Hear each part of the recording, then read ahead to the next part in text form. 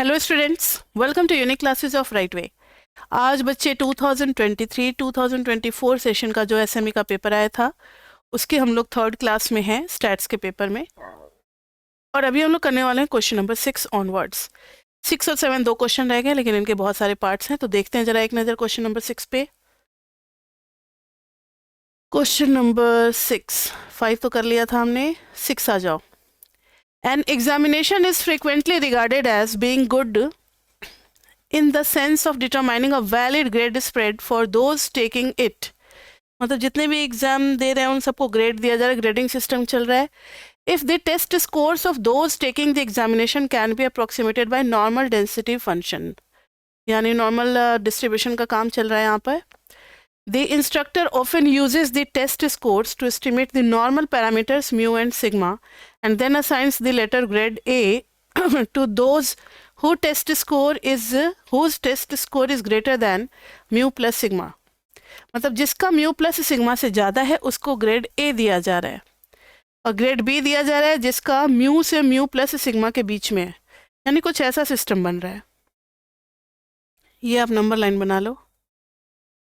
Mu है, mu plus sigma है, सही बनाया ना मैंने? देखो, म्यू प्लस सिग्मा से ज़्यादा वाले को ए दिया जा रहा है और म्यू सिग्मा के बीच में बी दिया जा रहा है।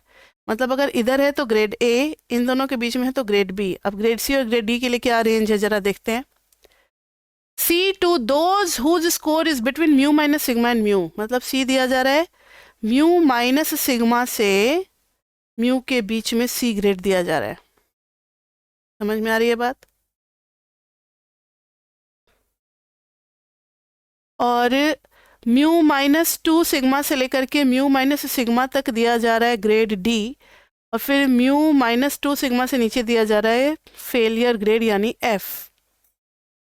तो म्यू माइनस 2 सिग्मा तक में दिया जा रहा है डी, और इसके इधर दिया जा रहा है एफ, इसके इधर दिया जा रहा है एफ।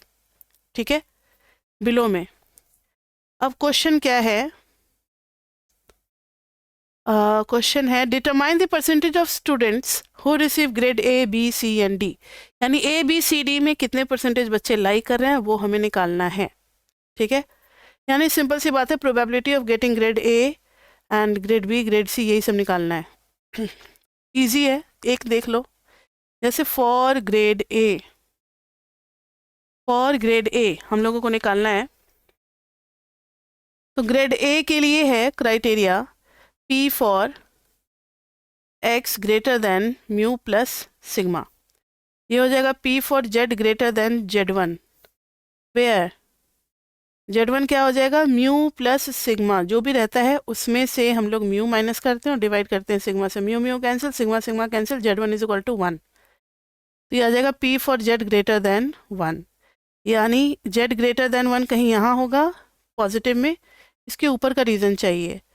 तो P for x greater than mu plus sigma is equal to 1 minus phi of 1, 1 minus phi of 1, and phi of 1 is 1 minus, जब आप टेबल में देखोगे तो 84134, ये आ जाएगा हमारा 0.15866। आप नॉर्मल डिस्ट्रीब्यूशन के टेबल में देखोगे आपको मिल जाएगा वैल्यू। उसी तरीके से ग्रेड बी के लिए भी काम करना है। फॉर ग्रेड बी सिमिलरली आप किसी भी ग्रेड के लिए निकाल सकते हो, ग्रेड बी में कितने परसेंटेज बचे। तो बी के लिए म्यू और म्यू प्लस सिग्मा के बीच में रहना चाहिए। तो इसके लिए जो काम होगा वो है P for x between mu and mu plus sigma के बीच में। तो ये हो जाएगा P for z between z1 and z2, where z1 is equal to mu minus mu, इसके लिए z1 निकलेगा अपॉन में म्यू माइनस म्यू अपॉन में सिग्मा, यानी कि 0, और z2 is equal to mu plus sigma minus mu by sigma. जो भी चीज़ रहेगा उसमें से म्यू माइनस करना है और सिग्मा से डिवाइड करना है। यानी सिंपल सी बात है, P for z between 0 and 1, यानी कुछ ऐसा सीन होगा। ये 1 है, यहाँ पर 0 है, z की वैल्यू। तो P for z is equal to 1 का मतलब है 5 फॉर 1 में से माइनस कर देंगे 5 और 0, और 0 का तो बच्चे फिक्स होता है। कितना होता है ये? 0.5 ही होता है क्योंकि सिमेट्रिकल होता है। तो 5 1 तो अभी हम लोगों ने निकाला था ना, 5 1 इज 0.84134, 0.84134 उसमें से 0.5 माइनस कर देंगे तो 0.34134। ठीक है, अब आप किसी भी ग्रेड के लिए निकाल सकते हो। Similarly for other grades, similarly for other grades. Next है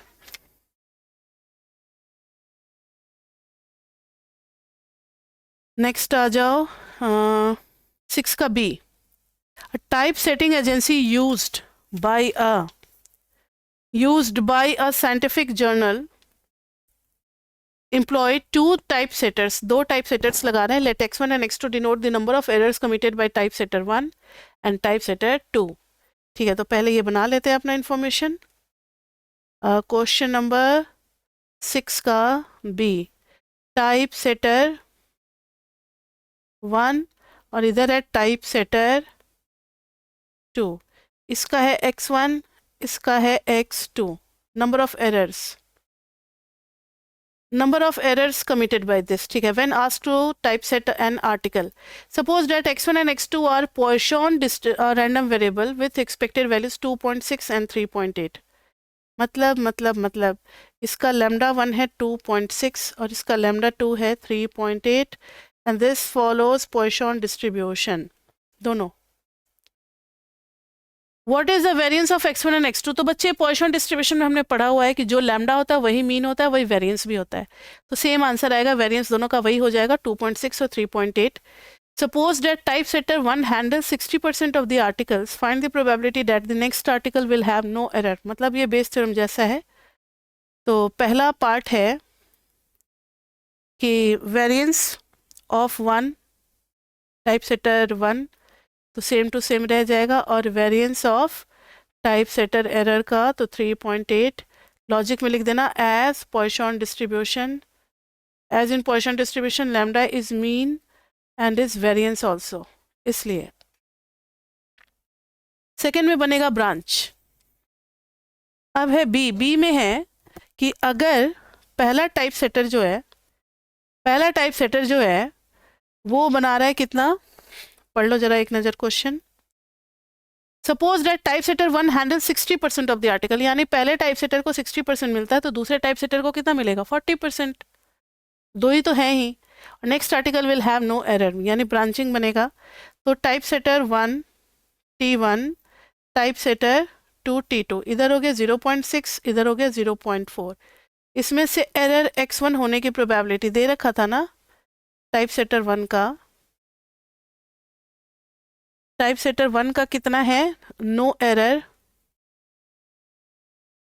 का निकालना पड़ेगा। इधर भी है x2 नो एरर, दोनों का अलग से निकालना पड़ेगा। तो ध्यान दो, P for x1 is equal to 0 typesetter 1 के लिए। तो पॉइसन का होता क्या है, lambda e to the power minus lambda, एक मिनट, e to the power minus lambda to the power x by x factorial, यही होता है ना पॉइसन का, e to the power minus lambda और lambda to the power x by x factorial. तो उसी तरीके से e to the power minus lambda 1 to the power x1 और x1 का फैक्टोरियल। लैम्डा 1 कितना है 2.6 और फिर इधर आ जाएगा 2.6 टू द पावर 0, नीचे में 0 फैक्टोरियल, तो ये भी 1 ये भी 1, 0 फैक्टोरियल भी 1, ये आ गया e to the power minus 2.6। इसकी प्रोबेबिलिटी हो गई e to the power minus 2.6। मतलब टाइपसेटर 1 का कोई एरर ना निकले, इसकी प्रोबेबिलिटी हो गई e to the power minus 2.6। उसी तरीके से टाइपसेटर 2 का कोई एरर ना निकले, इसके लिए हो जाएगा e to the power minus lambda 2, कितना था 3.8, yes 3.8 to the power 0 by 0 factorial. इसको पूरा सॉल्व करोगे तो ये आ जाएगा हमारा, क्या आएगा बताओ, e to the power minus 3.8। तो this probability is e to the power minus 3.8, no error का। अब पूछा है कि क्या प्रोबेबिलिटी होगी कि जो नेक्स्ट आर्टिकल आने वाला है उसमें कोई एरर ना हो। तो नेक्स्ट आर्टिकल कौन लिख रहा है ये तो पता नहीं है ना, कोई भी लिख सकता है। अब नो एरर हो इसके थ्रू तो ये हो जाएगा 0.6 into e to the power minus 2.6, और इसके थ्रू नो एरर के लिए 0.4 e to the power minus 3.8। अब वो टाइप सेटर 1 भी लिख सकता है और टाइप सेटर 2 भी लिख सकता है, इसलिए दोनों को ऐड कर देंगे। 0.6 e to the power minus 2.6 plus 0.4 e to the power minus 3.8, दोनों का सम आ जाएगा, प्रोबेबिलिटी फॉर नो एरर। ठीक है। C part, C part actually में नहीं है, बी का थर्ड पार्ट है, ये बी का थर्ड पार्ट है, तो ध्यान से देखो। If an article has no typesetting error, देखो रिवर्स हो गया ना, पहले क्या था कि टाइप सेटर पहले आर्टिकल लिख रहा था फिर उसका से एरर वाला इवेंट हो रहा था, लेकिन अब यहाँ कह रहा है कि उसमें एरर नहीं है, ये पता लग गया। तो what is the probability that it was typeset by the second typesetter, तो सेकंड टाइप सेटर ने टाइप किया होगा, इसकी क्या प्रोबेबिलिटी है, तो आपको पता ही है सेकंड का, और बाई टोटल कर देते हैं, तो ये हो जाएगा, लैंग्वेज आप अपना लिख लेना, 0.4 e to the power minus 3.8, ये सेकंड का हो गया, और बाई टोटल आ गया 0.6 e to the power minus 2.6 plus 0.4 e to the power minus 3.8। ठीक है, बेस थ्योरम का यूज था। नेक्स्ट इज क्वेश्चन नंबर 6 का C part. Coin is tossed twice, ठीक है, बहुत बढ़िया, एक कॉइन को 2 बार टॉस किया गया है। Let A denote the number of heads on the first toss, first toss पे नंबर ऑफ हेड जो है वो हम लोग मान लेते हैं x, तो x की वैल्यू हो सकती है 0, 1 और 2। 2 बार कॉइन टॉस किया गया है, तो हो सकता है कि एक बार भी हेड ना आए, उसके लिए 0 ले लेंगे, एक बार हेड आ जाए उसके लिए 1 ले लेंगे, और 2 बार हेड आ जाए इसके लिए 2 ले लेंगे। And the total number of heads on this 2 tosses, if the coin is unbalanced and a head has a 30% chance occurring, मतलब कॉइन जो है वो बैलेंस्ड नहीं है, कॉइन में 30% चांस जो है वो हेड आने का है, तो 70% चांस क्या हो गया, टेल आने का हो गया। Find the joint probability distribution of A and B, check whether A and B are dependent using approximate statistical measures. तो चलो करते हैं इसको। तो क्वेश्चन नंबर 6 का सी देखो, इन्होंने कहा है कि ए ले लो आप, किसको, 0, 1, बी में ले लो 0, 1, उसे कितनी बार टॉस किया गया, 2 टाइम्स ना, टोटल नंबर ऑफ हेड्स, अच्छा, total number of heads on the 2 tosses, a coin is tossed twice.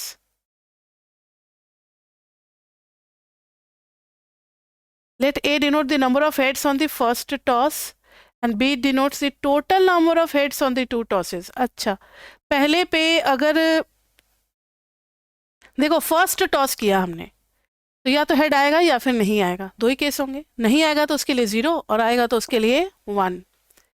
लेकिन बी में कह रहा है कि टोटल लेना है हमें, तो बी में दोनों टॉस का मिला करके लेना है। अब एक बार टॉस किया, दूसरी बार टॉस किया, 2 टॉस में आपका हो सकता है कि एक बार भी हेड ना आए, एक आए, या फिर 2 हेड तो आएगा, आ सकता है 2 हेड, इसलिए बी जो इवेंट है वो टोटल मिला करके, और ए जो है वो फर्स्ट टॉस का इवेंट है, तो फर्स्ट टॉस में तो खाली 0 और 1 आ सकता है, और पूरा मिलाओगे तो 0, 1, 2 में से कुछ भी आ सकता है। ठीक है, 0, 1, 2 में से कुछ भी आ सकता है।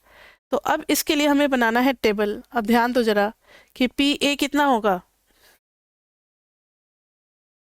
इन्होंने कहा है P A is equal to 0, A जो है वो नंबर ऑफ हेड्स के लिए है इन फर्स्ट टॉस, बी जो है वो number of heads in the second toss, after second toss, और ये आफ्टर फर्स्ट टॉस, आफ्टर लगा दोगे तो सब क्लियर हो जाएगा। तो P A is equal to 0, tail आने का कितना है 0.7, हेड आने का कितना है, ए इज इक्वल टू 1 मतलब हेड रिप्रेजेंट कर रहा है 0.3, इधर पी बी 0 आने का कितना है, 0 हेड मतलब टेल आ रहा है तो 0.7, पी 1 कितना आ रहा है, बी इज इक्वल टू 1 पे 0.3, और पी 2 हेड आने का मतलब क्या है, दोनों इंडिपेंडेंट है, फर्स्ट टॉस में हेड आया या नहीं इस पे डिपेंड नहीं करता सेकंड टॉस का हेड आना, दोनों को मल्टीप्लाई कर देंगे 0.3 इंटू 0.3 दैट इज 0.09। अब इनके लिए बनेगा टेबल, तो टेबल में इधर ले लेते हैं ए और इधर ले लेते हैं बी, ए में है 0, 1, बी में है 0, 1 और 2। अब देखो इधर 0, 0 का मतलब है ए भी 0 और बी भी 0, दोनों 0 होगा तो कितना हो जाएगा 0.7 इंटू 0.7। अब ए 0 और बी 1 मल्टीप्लाई करते चलो क्योंकि सब इंडिपेंडेंट है, 0.7 इंटू 0.3, फिर इधर क्या हो जाएगा ए 0 और बी 2, तो 0.3 into 0.09, 1, a is equal to 1, तो 0.3 इंटू 0.7, इधर आ गया 0.3 इंटू 0.3, इधर आ गया 0.3 इंटू 0.09, तो पूरा वैल्यू लिखते चलो। ये आ गया 0.49, ये आ गया 0.21, 9 3 27, ठीक है। 0.21, ये आ गया 0.09, ये हो गया 27, 0.0 आ गया। ये हो गया जॉइंट प्रोबेबिलिटी डिस्ट्रीब्यूशन टेबल। अब इसमें क्या करना है, क्वेश्चन में क्या क्या है, find the joint probability distribution of A and B, निकाल लिया। Check whether A and B are dependent using a statistical. अब इंडिपेंडेंट है या डिपेंडेंट है, इसके लिए हम लोगों को खाली ए का टेबल निकालना पड़ेगा। तो ए में हमारे पास दो ऑप्शन है, या तो 0 और 1। अब पी ए निकालेंगे तो इधर टोटल करके निकालेंगे, तो 0.49 प्लस 0.21 और प्लस 0.027, तीनों को ऐड करके बताओ कितना होगा, क्योंकि 0 तो इन सब से, एक मिनट, ये 0 ए इज इक्वल टू 0 में 3 इवेंट पॉसिबल है, तो तीनों का प्रोबेबिलिटी चाहिए होगा। तो एक बार ऐड कर लो, 0.49 प्लस 0.21 प्लस 0.027, दैट इज 0.727, तो यहाँ पे लिख देंगे 0.727। इधर का टोटल ऐड करके कितना होगा, 0.21 plus 0.09 plus 0.027 is equal to 0.327, 0.327। अब बी का अलग से निकाल लो, बी, तो बी में तो 3 ऑप्शन है, 0 1 2, तो इधर ऐड करके पूरा निकलेगा, यहाँ यहाँ और यहाँ। 0.49 plus 0.21, 0.49 plus 0.21 is equal to 7। Next है 0.21 plus 0.09 is equal to 0.3, 0.027 plus 0.027 is equal to 0.054। इधर लिख दो 0.7, 0.3, 0.054। अब आपको चेक करना ये इंडिपेंडेंट है या नहीं, तो कोई भी एक इवेंट ले लो, लाइक P00, पहला ही ले लेते, तो P00 में क्या था, 0.49। अब P for A is equal to 0 into P for B is equal to 0, अलग से मतलब मार्जिनल वाले में से निकाल करके करें। मार्जिनल कर रहे हैं ना, ये जॉइंट था, ये दोनों क्या है, मार्जिनल है, अगर आपको याद होगा तो ये देखा जाता ना कि जॉइंट वाला और मार्जिनल वाले का प्रोडक्ट दोनों सेम है या नहीं। 0 में कितना आ रहा है, 0.727 इंटू 0.7, नहीं आएगा 0.49, not equal to 0.49। Hence A and B are not independent, not independent, ठीक है। तो ये था हमारा क्वेश्चन 6। अब हम लोग नेक्स्ट क्वेश्चन की तरफ चलते हैं, क्वेश्चन नंबर 7 का ए पार्ट। 7 के ए पार्ट में है, an engineer at a construction firm has a subcontract for the electrical work in the construction of a new office building. From past experience with his electrical subcontractor, the engineer knows that each light switch that is installed will be faulty with probability P is equal to 0.002। मतलब हर switch के fault होने का probability जो है single switch का, वो दे रखा है P इज इक्वल टू 0.002, ठीक है। Independent of other switches installed, the building will have n is equal to 1500 light switches. तो n इज इक्वल टू कितना है, 1500 light switches. Let x be the number of faulty light switches in the building. Find appropriate probability that P for x is between 4 to 8. Which distribution do you use and why? यानी हमें निकालना है P for x between faulty के लिए है x। तो देखो इतने बड़े के लिए n 1500 है, काफ़ी बड़ी वैल्यू, बाइनोमियल और पोजीशन यूज़ करना थोड़ा सा मुश्किल होगा, ठीक है। बाइनोमियल तो यूज़ करना बहुत मुश्किल होगा। तो n इज इक्वल टू 1500 है, which is greater than 30। so we can't use binomial distribution. So we can't use binomial. अब हम लोग पॉइसन की तरफ चल रहे हैं कि पॉइसन कब यूज़ करते हैं हम लोग. तो ज़रा एक बार आप पॉइसन के लिए ये कंडीशन देखो कि n ग्रेटर देन 50 है, ठीक है, और NP कितना है, NP is 0.002 into 1500 is equal to 3 which is less than 5 से छोटा होना चाहिए NP. ये आपके बुक में दिया हुआ है, 5 से छोटा होना चाहिए. तो we can approximate to Poisson. We can approximate to Poisson. देखो यहाँ पर आप 50 भी ले सकते हो, 30 भी ले सकते हो. कुछ फॉर सेफ्टी हम लोग 50 ले लेते हैं, 50 से तो बड़ा है ही. लेकिन कुछ बुक में 30 होता है, कुछ बुक में 20 होता है. तो आपको जो जो यूज़ करना है वो आप यूज़ कर सकते हो. वैसे पॉइसन अप्रोक्सीमेशन के लिए 50 के ऊपर सही रहेगा. We can approximate of Poisson. Poisson approximate to Poisson. Poisson के थ्रू अब हम लोग करेंगे. तो देखो सिंगल p क्या हो जाता है, n इंटू पी. n कितना है 1500 इंटू 0.002 इज इक्वल टू 3. अब पॉइसन में मीन कितना है, एक मिनट, p क्यों लिख दिया मैंने, lambda is equal to NP. तो मीन भी लैम्डा ही होता है यानी कि 3. अब p for x between 4 to 8 आ रहा है.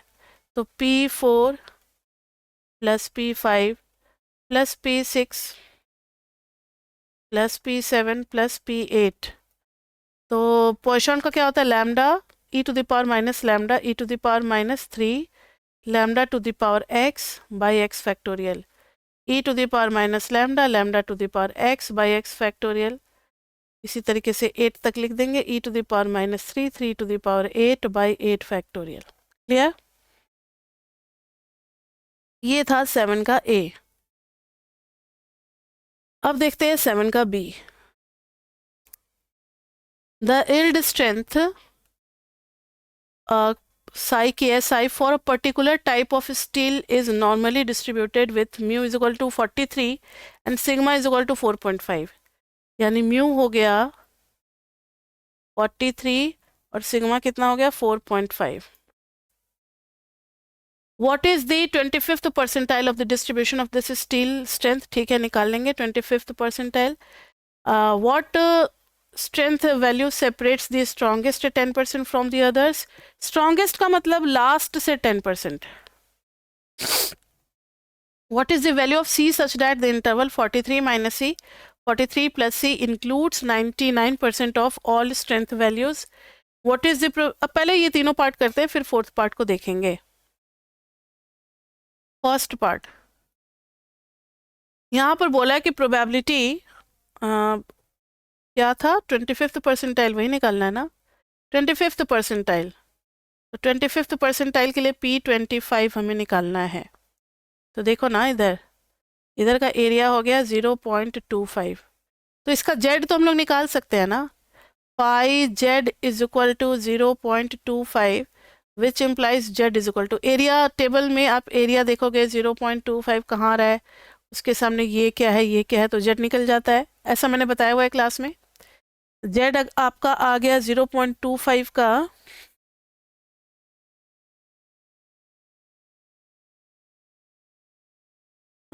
Z कितना आएगा, आएगा माइनस 0.68, क्योंकि इसके इधर है तो माइनस में ही होगा, याद रखना. अब Z इज इक्वल टू होता है P25 minus mu upon sigma. तो इस तरीके से minus 0.68 is equal to P25 value तो चाहिए, और म्यू कितना है 43, सिग्मा है 4.5. तो P25 निकल जाएगा माइनस 0.68 इंटू 4.5 और प्लस 43. पूरा सॉल्व करेंगे तो ये आ जाएगा 39.94. उसके बाद से स्ट्रॉन्गेस्ट 10% को सेपरेट करने वाला वैल्यू चाहिए. तो स्ट्रॉन्गेस्ट 10% का मतलब है स्ट्रेंथ तो इधर की तरफ बढ़ रहा है, और स्ट्रॉन्गेस्ट 10% यानी कि 0.1, इसका जेड निकालेंगे और इसका फिर एक्स भी चाहिए होगा.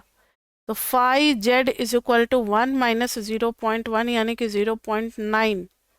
एक तरीके से ये P90 ही हो गया, ठीक है, एक्स की वैल्यू. तो जेड की वैल्यू कितनी हो गई 1.28।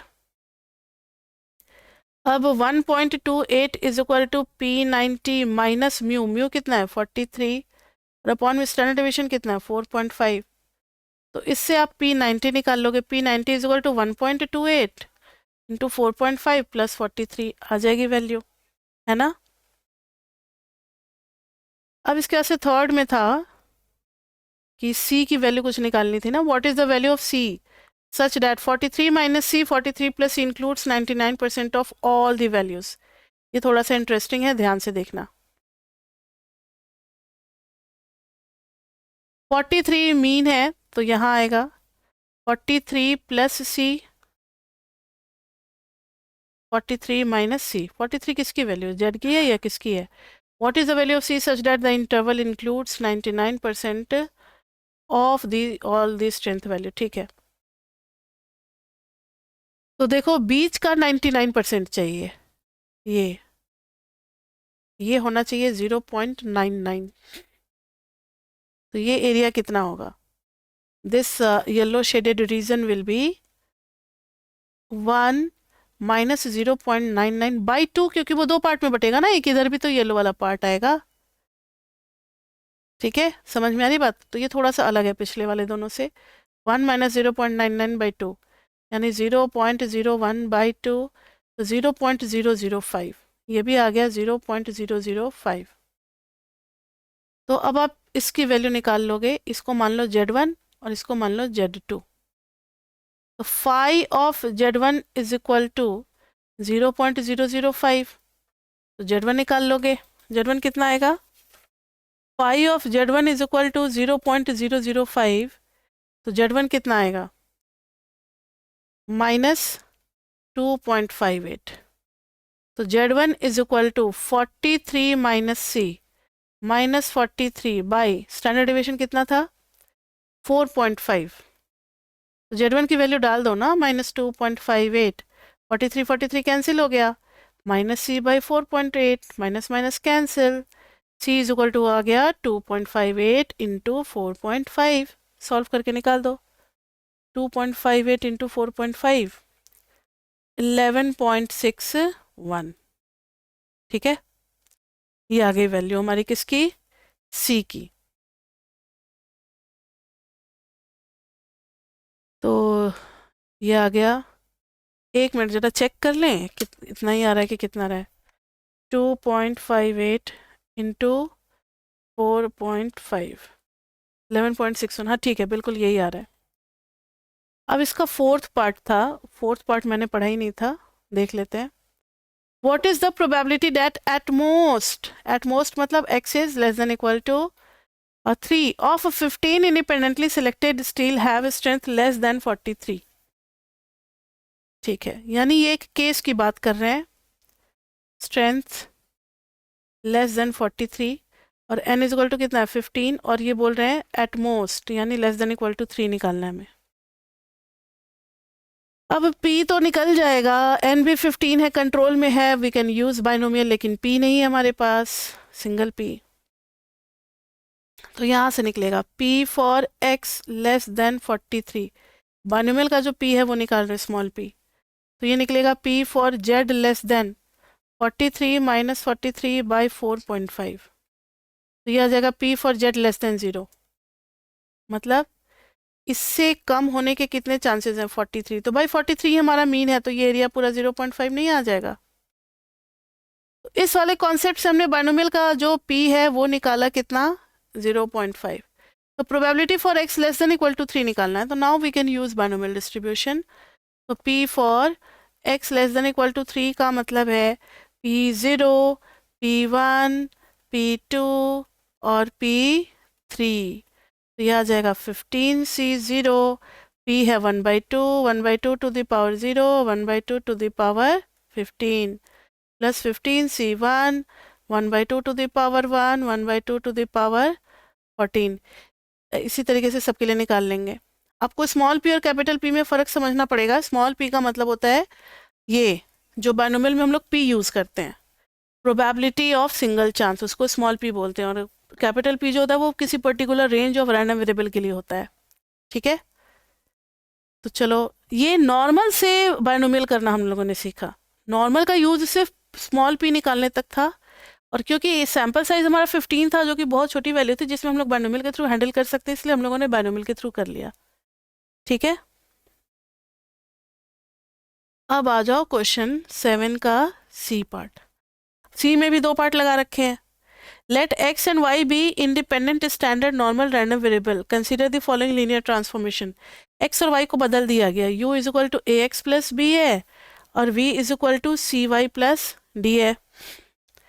Find the correlation coefficient between u and v, तो ये निकालना है। Justify your answer using appropriate proofs. ठीक है, चलो इसको प्रूफ करते हैं हम लोग। u इज इक्वल टू आ गया ए एक्स प्लस बी, तो by property of mathematical mean ये लिख सकते हैं हम लोग, क्योंकि mean is affected by both change of origin and change of scale. आप चाहो तो ये लैंग्वेज बगल में ब्रैकेट में लिख सकते हो। v is equal to C Y plus D है, तो v बार क्या आ जाएगा, C Y bar plus D. अब आप u माइनस यू बार निकालोगे, तो A X minus X bar B तो कैंसिल हो गया, v माइनस वी बार निकालोगे तो C Y minus Y bar आ गया। अब covariance of u and v के लिए हो जाता है expectancy of u minus you mean into V minus V mean, तो ये हो जाएगा expectancy of a x minus X mean, फिर c y minus Y mean. तो a और c बाहर आ जाएगा, a और c बाहर आ गया, और ये आ गया expectancy of x minus X mean y minus Y mean, तो ये आ गया A C into covariance of X Y. Let it be first. लेकिन कोरिलेशन के लिए बच्चे खाली कोवेरियंस से काम नहीं चलता है, कोवेरियंस और अपॉन में स्टैंडर्ड डेविएशन भी चाहिए होता है दोनों का, तो स्टैंडर्ड डेविएशन अब अलग से निकालना पड़ेगा। u is equal to A X plus B, तो u bar is equal to A X bar plus B, तो u minus U bar is equal to A X minus X bar, और standard deviation of u, standard deviation of u is equal to a बाहर। अच्छा, directly भी तो कर सकते थे ना हम लोग, चलो कर दो। अब जब इतना कर दिया तो u माइनस यू बार का square is equal to A square X minus X bar का स्क्वायर। अब सम करेंगे u माइनस, ये एक्सपेक्टेंसी ले लेंगे दोनों साइड, तो expectancy of u minus you mean का, चलो इसका भी प्रूफ आप देख ही लो। अब ए स्क्वायर बाहर आएगा ना, तो अंडर ए स्क्वायर बाहर आ गया और ये आ गया एक्सपेक्टेंसी। नेक्स्ट स्टेप में करेंगे एक्स माइनस एक्स मीन का होल स्क्वायर, ये आ गया वेरिएंस ऑफ u, इधर आ गया A square into variance of X. अब जब अंडर रूट लोगे, under root A square under root variance of X, तो ये हो जाएगा स्टैंडर्ड डेविएशन ऑफ u, और ए स्क्वायर बाहर आएगा ना तो मॉड बन करके बाहर आएगा। क्या पता ए अंदर में नेगेटिव का स्क्वायर है कि पॉजिटिव का स्क्वायर है, तो बाहर हम लोग जब भी लिखते हैं तो मॉड लगा करके लिखते हैं। अब पक्की बात है कि हमेशा पॉजिटिव ही आएगा, into standard deviation of x. Similarly जब आप v के लिए करोगे तो उधर आ जाएगा c into standard deviation of y। अब जब हम किस में पुट करेंगे, कोरिलेशन, कोरिलेशन ऑफ uv में, तो ये हो जाता है covariance of uv upon standard deviation of u into standard deviation of v।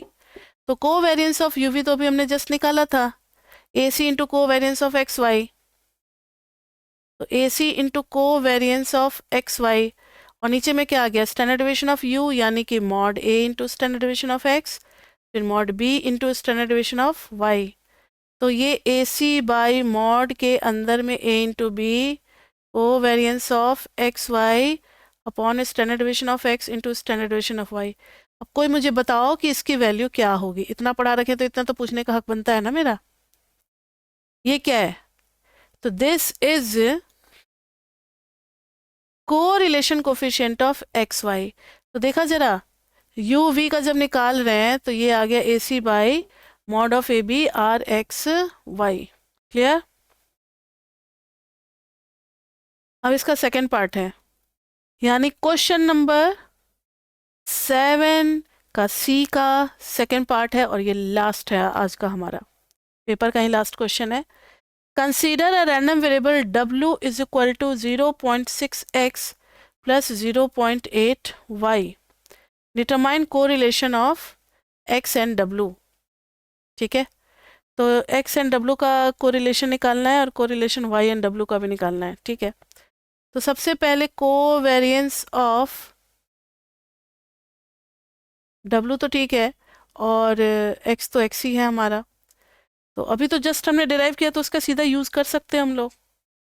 सीधा यूज़ कर लें तो लिखेंगे correlation of W X is equal to, अच्छा इसमें वाई भी आ रहा है डब्लू में, एक्स और वाई दोनों का आ रहा है, अच्छा तो फिर अलग से करना ही पड़ेगा, कोई दिक्कत नहीं है।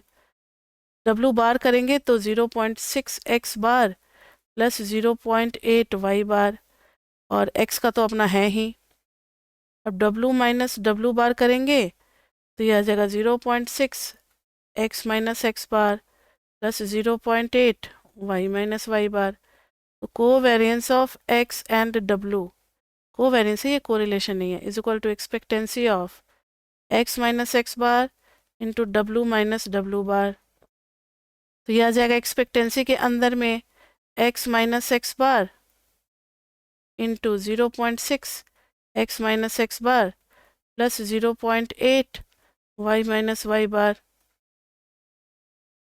तो यह आ जाएगा 0.6 expectancy of X minus X bar का होल स्क्वायर की एक्सपेक्टेंसी और प्लस 0.8 बाहर में expectancy of X minus X bar Y minus Y bar. तो ये आ गया हमारे पास 0.6 इंटू ये हो गया वेरिएंस ऑफ एक्स प्लस 0.8 ये हो गया कोवेरिएंस ऑफ एक्स वाई। अब कोरिलेशन ऑफ एक्स डब्लू निकालेंगे तो कोवेरिएंस ऑफ एक्स डब्लू करेंगे तो ये आ जाएगा, और बाई करेंगे standard deviation of X into standard deviation of Y. तो 0.6 into variance of X by standard deviation of X into standard deviation of Y plus 0.8 into covariance of X Y upon में standard deviation of X into standard deviation of Y. तो इससे ये cancel होगा तो ऊपर में एक standard deviation of x बच गया, तो 0.6 into standard deviation of X upon standard deviation of Y plus 0.8, और ये इतनी सी क्वांटिटी क्या हो जाएगी, आर ऑफ एक्स वाई। तो आर ऑफ एक्स डब्लू का रिलेशनशिप निकालना है, कंपेयर करना है। आर एक्स वाई के साथ यही रिलेशनशिप निकला कंपेयर किए तो, ठीक है। तो ये आ गया हमारे पास correlation of X and W. और एक चीज हमें गिवन है कि X and Y are independent, independent है तो इनका आर एक्स वाई क्या हो जाएगा, 0। और X and Y follows standard normal variate. Standard normal variate का मतलब होता है sigma X square is equal to 1 ही रहेगा, sigma Y square is equal to 1 ही रहेगा। आपने पढ़ा हुआ है ना, एन नॉर्मल वेरिएट में म्यू की जगह पे 0 और 1 की जगह पे sigma, this is mu and this is sigma, ये फिक्स होता है स्टैंडर्ड नॉर्मल में। तो वेरिएंस 1 1 डाल देंगे और इसको पुट कर देंगे 1 में, पुटिंग इन 1। अब देखो ना वैल्यू आने वाली है, R X W is equal to 0.6 1 by 1 plus 0.8 into 0, ये कितना आ गया, 0.6 आ गया। तो आर एक्स डब्लू इज 0.6। इसी तरीके से आर वाई डब्लू भी निकालेंगे। सिमिलरली आप निकालोगे वाई डब्लू का, जैसे इसका कोफिशिएंट 0.6 और 0.8 था वैसे ही वाई वाले के लिए क्या आ जाएगा, 0.8 आ जाएगा। क्या आ जाएगा, 0.8। आप निकाल करके भी शो कर सकते हो, सिमिलरली भी लिख सकते हो, जो वाई का कोफिशिएंट है वही आ जाएगा, क्योंकि जो एक्स का कोफिशिएंट था वही आया ना निकल करके। देखो ना, एक्स का कोफिशिएंट क्या था, 0.6, वाई का कोफिशिएंट है 0.8, तो वही आ रहा है बाहर में। क्लियर? ये था हमारा पेपर। आई थिंक आपको इस पेपर से ज़रूर हेल्प मिला होगा और आइडिया लग गया होगा कि हर सेक्शन का आपको क्या करना है, पढ़ करके जाना है। 5 के सेक्शन 2 तक के सारे क्वेश्चन आ रहे हैं, चैप्टर 5 से भी लेंदी वाले में लास्ट में जो है 3 क्वेश्चन जो काफ़ी लेंदी दे रखे हैं, उसमें चैप्टर 5 से भी है। चैप्टर 5 से ही क्वेश्चन ज़्यादा है, 5 और 4 से, ठीक है। तो ये था हमारा आज का पेपर। तो स्टैट्स 1 जिन बच्चों ने कर लिया है वो ये पेपर कर लेंगे, और ये था फर्स्ट सेमेस्टर का। अब इसी के आगे कंटिन्यू होगा हमारा सेमेस्टर 2 में, यानी जहां हमने सिलेबस छोड़ा था ना डिवोर में 5.2, अब 5.3 से स्टार्ट होगा, सैम्पलिंग स्टार्ट हो जाएगा, वो थोड़ा और ज़्यादा टफ है। तो सब कुछ आपको पीछे का आना चाहिए, वही सारी बातें फिर सैम्पलिंग से रिपीट होंगी, मतलब उनका एडवांस वर्जन आएगा, उनका यूज़ होगा। 5.3 से तो कुछ अलग ही चलेगा, लेकिन यूज़ होगा सेमेस्टर 1 का वहाँ पर, ठीक है। तो सेमेस्टर 2 में फिर हम लोग मिलेंगे, MME 2 भी होगा और आपका SME 2 भी होगा, तो वो दोनों पेपर मैं आपकी लूँगी। तो फिर उनकी तो ट्यूशन बच्चे आपको लगानी पड़ती है, फिर माइक्रो मैक्रो जो होता है उसका भी सेमेस्टर 2 से लगाना शुरू कर देते हैं बच्चे। तो अभी तक के लिए इतना ही, फिर मिलते हैं हम लोग अपने क्लास में। और एग्जाम में बिल्कुल भी पैनिक नहीं करना है, जो क्वेश्चन आ रहा है वो करना है, सारा इंस्ट्रक्शन आप ध्यान से पढ़ोगे। क्वेश्चन हमेशा कॉन्टिन्यूस होना चाहिए, भी साफ साफ लिखा हुआ कॉन्टिन्यूस इन द सेंस, क्योंकि बहुत सारे सब पार्ट्स है ना, तो अब अगर तुम 6 का A का 1 यहाँ कर रहे हो और फिर 4-5 क्वेश्चन बाद 6 का A का 2 करोगे, टीचर इतना कंफ्यूज हो जाएगा कि किसका किसका पार्ट है। कई बच्चे कंफ्यूज करने के लिए ना ज़्यादा पार्ट ऑप्शन वाले भी कर देते हैं कि टीचर जोड़ जाड़ करके नंबर ज़्यादा दे देगा, लेकिन टीचर फिर उसको काट देगा कि भाई मुझे क्वेश्चन नंबर 6 के अगर सारे पार्ट्स चाहिए तो एक साथ चाहिए। तो अगर कोई नहीं आता तो आप उसके लिए स्पेस छोड़ दो, बाद में फिर ट्राई करना उस स्पेस में, ठीक है। तो ये हो गई बातें। तो पेपर के सारे इंस्ट्रक्शंस आपने देख ही लिए, एंड अब और क्या बोल सकते हैं लास्ट में, फिर best of luck for your exam. मिलते हैं फिर सेकेंड सेम में हम लोग अपने स्टैट्स और मैथ्स के साथ। Till then bye bye bye bye bye.